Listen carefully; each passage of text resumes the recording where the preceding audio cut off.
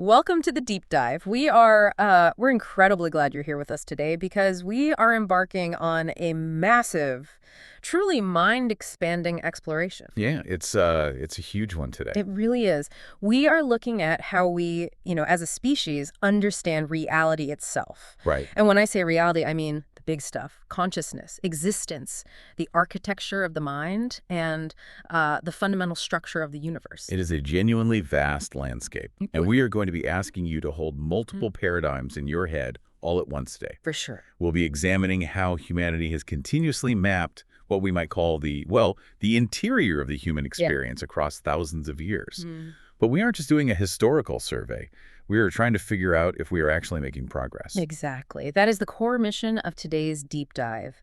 The central provocative question we are going to be wrestling with is this: has modern intellectual culture genuinely discovered new truths about consciousness, reality, and human psychology? Or has it largely just repackaged ancient insights in new technical language while claiming originality? It is a phenomenal question. Because when you look closely at the history of ideas, you start to see these recurring, almost haunting patterns. Yeah, you really do. You start to wonder if the cutting-edge neuroscience or systems theory of today is actually saying the exact same thing as a mystic from 2,000 years ago. Just using a different vocabulary. Exactly. Just using a different vocabulary. To really grasp this, we have to look at how different traditions have approached the concept of revelation and insight. Right. Not as something handed down from the heavens on a stone tablet, but as a direct structural understanding of reality that anyone can access. Okay, let's unpack this. We are pulling from a stack of literature today, a really dense, fascinating document that maps the intersections of philosophy, psychology, systems theory, and religious studies. It focuses on demystifying spirituality and systems. And the foundational argument here starts by completely reframing what we even mean by spirituality. It argues for the complete demystification of the mystical. Which is a bold claim right out of the gate. Huge claim. It defines authentic spirituality as a strictly personal, direct experience. It is not about established doctrines, it's not about submitting to external authorities, and it is certainly not about memorizing ancient texts. Right. It is about the internal discovery of the nameless and infinite, completely bypassing human teachers to become your own sovereign guide. What is crucial to understand about this perspective is how it fundamentally strips away the institutional apparatus of religion. Yeah, it really tears it down. To understand the modern roots of this idea, we have to look at the pragmatic psychology of religion. William James is really the pioneer here. Oh, absolutely. In his seminal work, The Varieties of Religious Experience, James argued that religion at its core is not about dogma. It isn't the building you sit in on a particular day of the week, and it isn't the political structure of a church. It's about the experience. It is fundamentally about the individual encountering reality directly through their own consciousness. Right. James treated institutional religion, the rituals, the hierarchies, the written laws, as merely a secondary layer. Just a byproduct. Yeah, a human-made structure built on top of primary, highly personal, and often ineffable experiences. Precisely. And by ineffable, we are talking about experiences that defy the structural limits of language. You cannot adequately describe the taste of salt to someone who has never tasted it.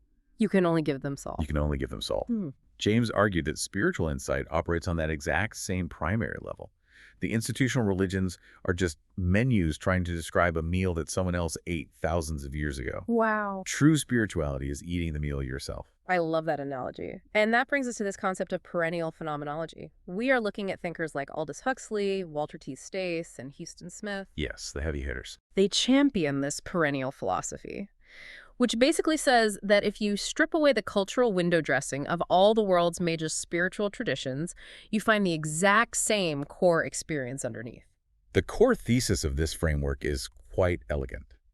Different religions provide different narratives, different metaphors, and different mythologies based on the time and place they were created. Makes sense. A mystic in 12th century Europe is going to describe their experience using Christian terminology, Right. while a mystic in 8th century India will use Hindu or Buddhist terminology. But Huxley and Stace argue they are all pointing to the exact same underlying psychological or phenomenological experience. It is an experience of unity and non-duality. Okay, let's drill down into that word, non-duality. Walter T. Stace defines the specific mystical insight as the direct apprehension of unity in all things. Yes. It is the sudden, profound realization that the boundaries we perceive between objects or between ourselves and the universe are ultimately illusory. The classic analogy here is the wave realizing it is the ocean. Oh, that's a good one. As long as you identify as a wave, you feel separate. You're born, you peak, you crash on the shore, and you die. And you're terrified the whole time. You are constantly threatened by other waves. But the moment consciousness shifts and you identify as the ocean itself, the boundary of the self dissolves. The fear of death dissolves because the ocean isn't going anywhere. Right. Stace argued this isn't a poetic metaphor, it is a literal cognitive shift in how the brain processes reality. And this isn't just a 20th century idea. We see this directly in ancient Eastern philosophies. Look at Taoism. The foundational text explicitly states that truth cannot be captured by language. Yes. Or look at Zen Buddhism, which has this famous guiding principle, a special transmission outside scriptures. The goal isn't belief, it is direct insight. This completely changes how we view spiritual practice. Historically, many of these Eastern traditions treated their practices not as theology, but as cognitive investigation. Like a science of the mind. Exactly. Yogacara Buddhism, for instance, which developed in India around the 4th century, is essentially an incredibly complex system of psychology. They use meditation as a tool to directly study consciousness and phenomenology. They aren't trying to please a deity. No, they are investigating the mechanics of the mind. They were mapping how sensory inputs create the illusion of a solid external world centuries before Western cognitive science even existed. So why does this matter to you, listening to this right now? Well, if you have ever had a profound aha moment, maybe you were standing in a forest or listening to a piece of music or just lost in deep thought and you felt a sudden, overwhelming sense of connection that you couldn't quite put into words. That's the ineffable part. This explains why. Wisdom arises from an experiential alignment with reality, not from memorizing a textbook. The revelation is the experience itself. It is amazing how Yogacara Buddhism treats meditation exactly like that. Direct cognitive investigation. And that realization that spirituality might just be the direct experiential investigation of reality serves as the perfect bridge to how modern science and philosophy began to interpret these ancient ideas. The pivot to science. Because once you strip away the angels and the demons and the supernatural elements, what you are left with is the study of human consciousness. Right. But how do we actually get from a Zen monk sitting in silent meditation centuries ago to a modern cognitive scientist in a lab coat studying complex systems? We're looking at a group of thinkers we can call the modern translators. Okay. People in the realm of modern non-duality like Rupert Spira, Sam Harris, and Alan Watts. They argue that spiritual insight doesn't require any supernatural beliefs whatsoever. Zero. It is simply the recognition of consciousness itself. Sam Harris is a great example here because he is a neuroscientist and a prominent atheist, yet he writes extensively about the value of profound, transcendent, non-dual experiences. He really does. He argues that you can approach the dissolution of the ego with the same empirical rigor you would approach studying a cell under a microscope. The laboratory is just your own mind. And as this empirical approach to the mind evolved in the 20th century, it collided with a massive shift in how science viewed the physical world. Here is where it gets really interesting. As science moved away from studying isolated mechanical parts of nature and started looking at the relationships between things, we saw the rise of systems theory. Such a huge shift. This is a pivotal moment in intellectual history. Systems thinkers like Gregory Bateson, Fritjof Capra, and David Bohm started interpreting mystical insight in a completely new way. They proposed that what mystics were describing as unity or oneness was actually the intuitive recognition of interdependence within complex systems. Yep. To really understand this leap, we need to dive into a curated list of incredibly dense, paradigm-shifting texts that completely blur the lines between physics, psychology, and spirituality. We're going to take you on a deeply analytical, rapid-fire tour of 6 of these texts from our sources. Let's start with Gregory Bateson and his book, Mind and Nature. Bateson was an absolute pioneer. He was an anthropologist, a systems theorist, and a linguist. In Mind and Nature, he proposed a radical idea.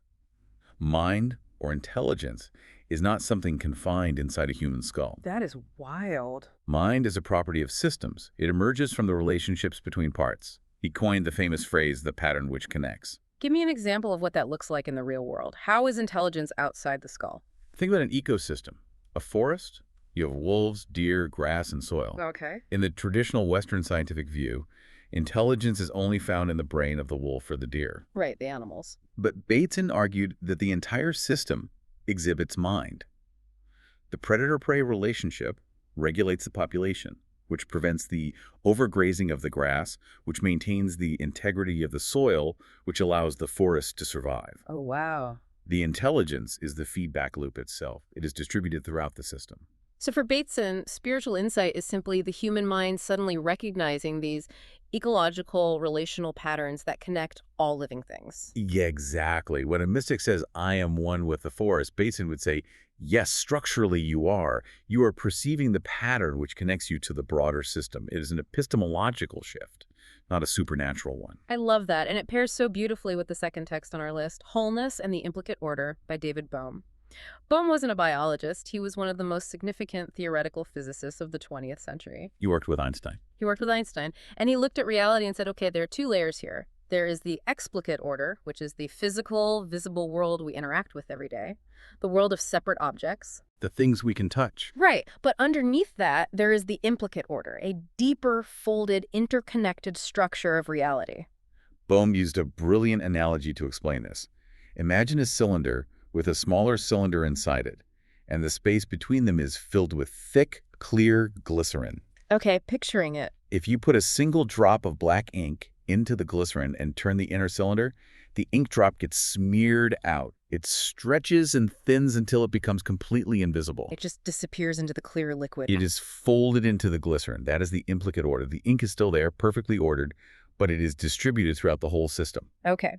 Now, if you turn the cylinder backward, the ink drop suddenly reappears as a single solid object.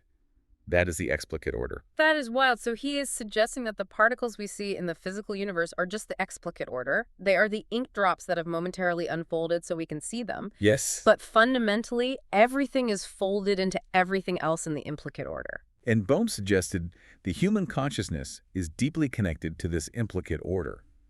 He hypothesized that mystical experiences, that sudden feeling of absolute unity, might simply be the human mind directly perceiving the implicate order. The brain just tunes into it. The brain momentarily stops processing the unfolded, separate objects and directly apprehends the unbroken wholeness of the universe. Which takes us to the third text, Ilya Prigoghine's Order Out of Chaos. Prigogine won a Nobel Prize for his work in thermodynamics, specifically looking at dissipative structures. Yes, very dense stuff. He showed how complex order emerges from dynamic instability. Classical physics, particularly thermodynamics, used to view the universe as a giant clock slowly winding down toward heat death. Entropy always increases. Everything decays. The depressing view of the universe. Right. But Prigogine proved that in systems that are far from equilibrium systems that have energy constantly flowing through them, like the Earth getting energy from the sun chaos, actually generate spontaneous, higher-level order. Think of a pot of water on a stove. At first, the heat just causes random chaotic movement in the water molecules. Right. But as you pump more heat into the system, pushing it far from equilibrium, the water suddenly organizes itself into highly structured hexagonal convection cells. The chaos creates a new, more complex order. And Prigogine extrapolated that this is the fundamental nature of reality. The universe is fundamentally creative, evolving, and self-organizing. It's not just winding down. It isn't a static machine winding down. It is a dynamic process, constantly generating new levels of emerging complexity, including life, including consciousness. Again, the scientific framework is perfectly mirroring the ancient Taoist idea of an endlessly unfolding creative universe. If we want to see the same emergent chaos happening inside the human brain, we have to look at what cognitive scientists did a few years later. That brings us to our fourth text. The Embodied Mind by Francisco Varela, Evan Thompson, and Eleanor Rosch. A landmark book. This book is a fusion of cognitive science and Buddhist philosophy. They introduce the concept of an active consciousness. Before this book, the dominant view in cognitive science was representationalism. The idea was that the brain is basically a computer. The world exists out there, and our senses feed data into the brain, which built a little 3D representation of the world in here. Like a little screen inside our heads. But Varela and his colleagues completely dismantled that. They argued that consciousness isn't a passive camera recording the world. It actively arises through our interaction with the world. Yes. They argued that the mind and the environment are mutually enacting each other. The classic analogy is walking a path by laying down the stones as you step. Oh, it's beautiful. The path doesn't exist out there waiting for you. Your action of stepping creates the path, and the path creates the environment for your next step. The organism and the environment are inseparable. Wow. This raised the bar for how we understand human perception, mathematically proving what Buddhists call dependent origination. The idea that nothing exists independently, but only in relation to everything else. That interdependence scales up beautifully when we look at Ken Wilber's Sex, Ecology, Spirituality, the fifth text on our list. Wilber attempts to build a massive meta-framework integrating psychology, evolutionary biology, systems theory, and spirituality. He is very ambitious. And his core mechanism for doing this is the concept of holarchies. Wilber introduces the concept of a holon. A holon is something that is simultaneously a whole unto itself and a part of a larger whole. Think of a single cell in your heart. It's a complete functioning system on its own, a whole, but it's also just a fraction of your heart muscle, which makes it a part. Exactly. The heart is a whole, but it's a part of your cardiovascular system. The cardiovascular system is a whole, but a part of you. Wilber is saying the entire universe, from quarks to cells to human consciousness to galaxies, is built like Russian nesting dolls, infinite layers of complexity. And crucially, Wilber argues that spiritual evolution is just the process of human consciousness realizing its place in this holarchy, moving from identifying just with the ego to identifying with humanity to identifying with the entire biosphere and eventually the cosmos itself. Which brings it all crashing into modern neuroscience with our final text, Thomas Metzinger's The Ego Tunnel. Metzinger argues that the self, that feeling of being a tiny passenger sitting behind your eyes, driving your body around, is a literal illusion. Metzinger is a philosopher of mind who relies heavily on modern neuroscientific data. He argues that the brain generates a highly convincing, immersive virtual reality simulation of the world. Okay. And within that simulation, it generates a model of a self to serve as the center of the simulation so the organism knows how to navigate. It's like wearing a VR headset that you can't take off and you've forgotten you're wearing it. Exactly. The you that you feel yourself to be is just the avatar in the simulation. By proving the self is a neurological construct, a data model, Metzinger completely demystifies the idea of self-transcendence. So when mystics talk about ego death, They're just momentarily stepping outside the brain's modeling software.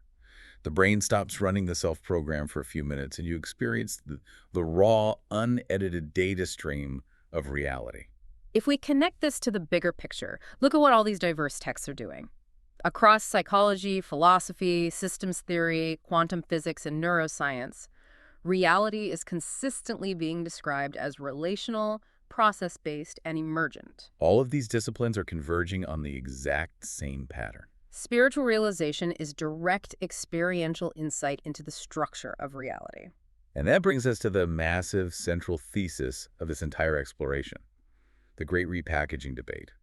Are all these brilliant 20th and 21st century thinkers, the physicists, the neuroscientists, the systems theorists, actually discovering new things about the human condition? Or are they just playing with new jargon? Right. I want to push back on this a little bit, because it's easy to look at a Buddhist text on anatta, the concept of non-self, and look at Metzinger's fMRI data on the ego tunnel and say, aha, same thing. But are you really saying an fMRI is just a shiny new toy for an old idea? Doesn't the empirical proof, the actual mapping of the neurochemistry, add something genuinely new to human knowledge? Surely neuroscience is doing more than just putting a new label on a 2,000-year-old Zen poem. It is a totally valid challenge. And this is exactly where the debate gets incredibly nuanced. To answer it, we had to distinguish between instrumental knowledge and emancipatory knowledge. Okay, what's the difference? Modern science is unparalleled at instrumental knowledge, manipulating the physical world. The ancient mystics could not cure polio, they could not build microchips, and they could not use an fMRI to isolate the specific neural networks responsible for the feeling of self. Right, the physical mechanics. That empirical mapping is genuinely new.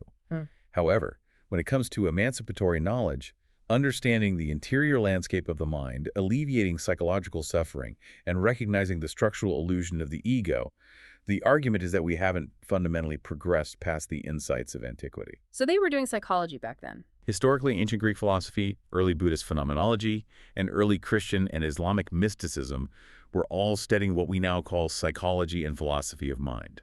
They just used a different toolkit. So why do we act like cognitive behavioral therapy or systems theory are brand new inventions? If Stoic philosophers were essentially doing CBT 2,000 years ago, why do we constantly reinvent the wheel? The literature points out three main reasons for this problem of intellectual reinvention. Let's hear them. The first is translation across eras. Ideas simply have to use the language of their time to be understood and accepted. If you discover a truth about the mind in the 12th century, you describe it using metaphysical or religious language because that is the dominant operating system of your culture. Of course. If you discover the exact same truth today, you describe it using scientific, computational, or psychological vocabulary. The second reason is disciplinary boundaries. As human knowledge expanded over the last few centuries, we organized it into highly specialized silos.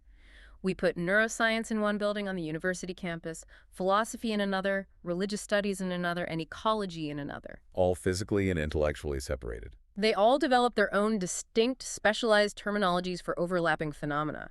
They are often studying the exact same structural pattern, but lack a shared language to realize it. And the third reason is cultural bias. Yeah. We have to be honest about this. Yeah. Western academic institutions have a long history of rediscovering ideas that were deeply embedded in non-Western traditions for millennia, and then reframing them as modern, original scientific discoveries. It really makes you think about how fame and narrative power work in academia. The phrase history is written by the victors applies to intellectual history, too. The thinkers we remember as brilliant pioneers are often just the individuals who successfully translated existing ancient knowledge into the dominant academic or scientific discourse of their specific era. They had the right platform in the right language at the right time. The evidence for this lies in what systems thinkers call isomorphic patterns, recurring structural analogies across completely different fields. Give me an example.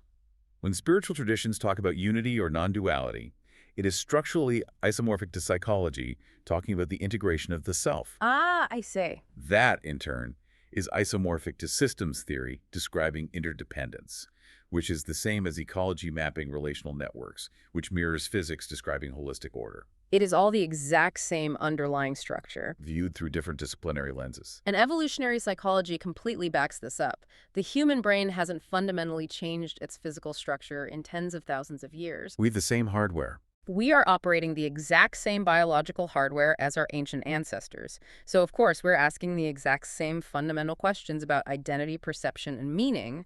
We are processing the exact same reality through the exact same neurological filters. We're just wearing different lab coats now. This frames the debate beautifully. On one side, position A argues that modern thinkers are producing genuinely new insights and discovering new truth through the rigorous advances of science, technology, and formal philosophy. The precision of the data matters. Right. On the other side, position B argues that modern theories are largely reinterpretations of long-standing knowledge, translated into new technical vocabularies.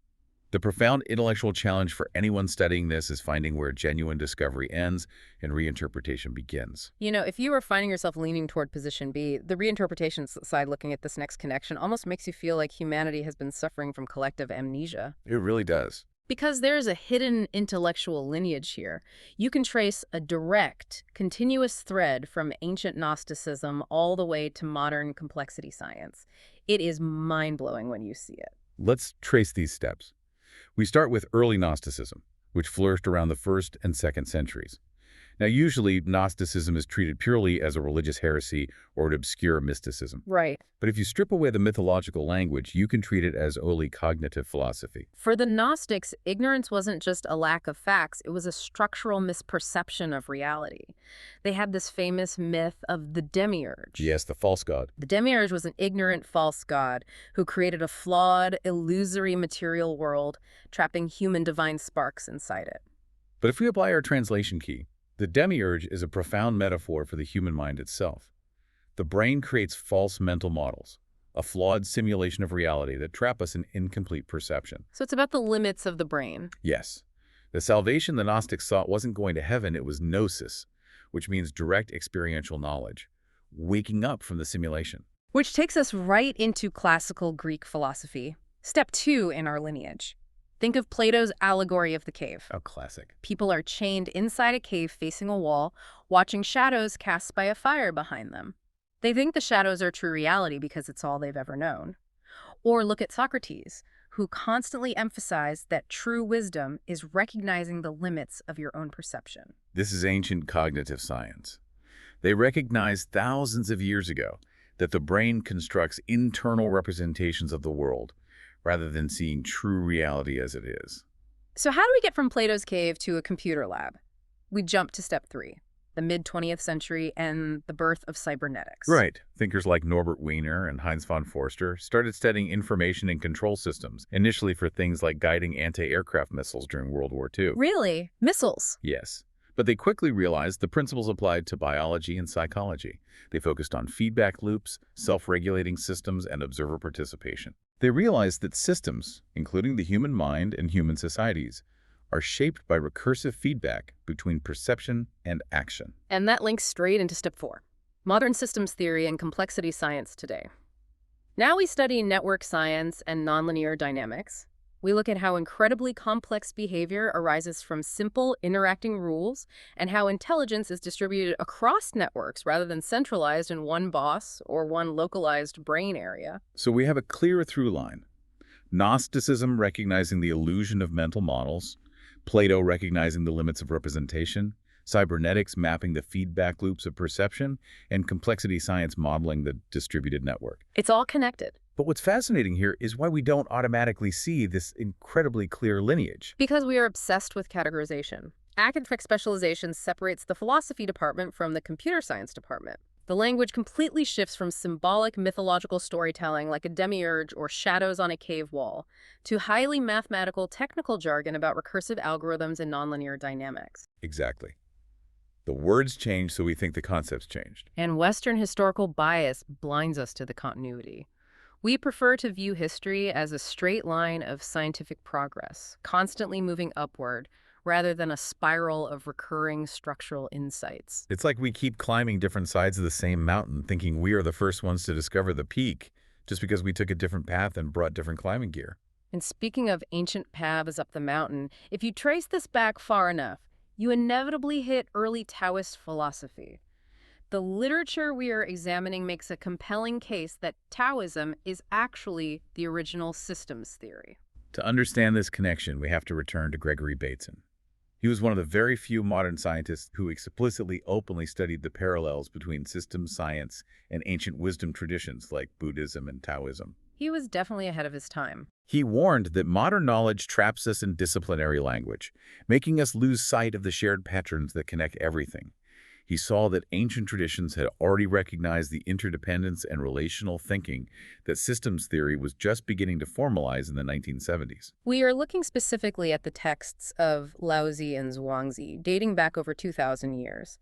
The Tao Te Ching famously opens with the line, "The Tao that can be spoken is not the eternal Tao." Such a famous line. We usually read that as beautiful mystical poetry, but if you read it through the lens of systems theory, it is a rigid, precise, philosophical claim about the absolute limits of conceptual models. It is essentially stating that any model of reality is not reality itself. The map is not the territory. Right. Which perfectly mirrors the modern cognitive science view that our mental representations cannot fully capture the complexity of the world. Taoism treats reality as an unfolding process, a flow of dynamic relationships and feedback loops, which is perfectly embodied in the concept of yin and yang, rather than a collection of fixed, isolated objects. Which perfectly sets up the famous story of Zhuangzi's butterfly.